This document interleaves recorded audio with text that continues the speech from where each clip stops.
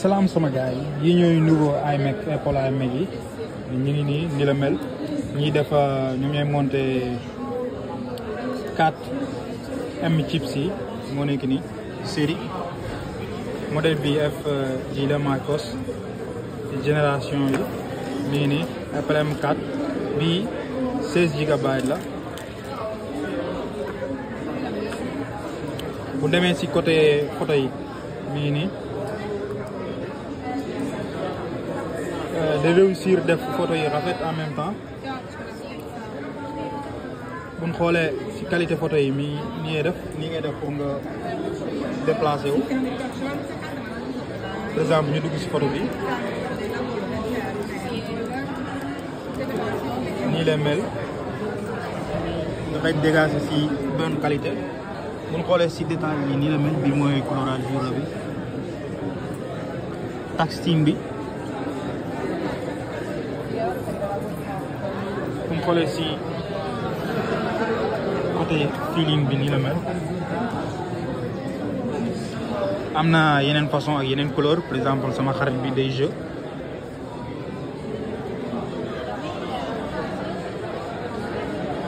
qualité bi top design bi dañ ko améliorer car machallah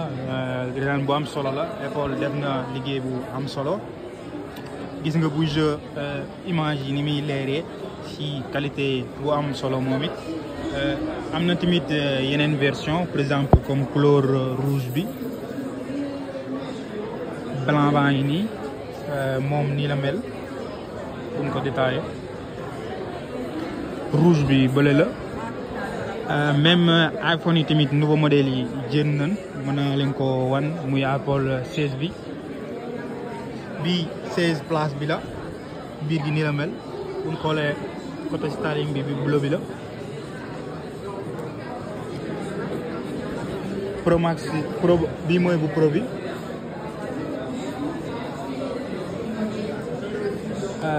beneen baa ngi nii muy Pro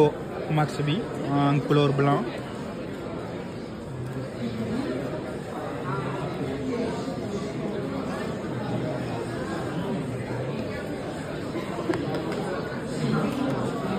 bu duggee ci information yi li la ñuy wan par exemple instant bi jëlagu na 43 GB am na bii bu 256 GB la bu ñu xoolee côté information générique même background lay wane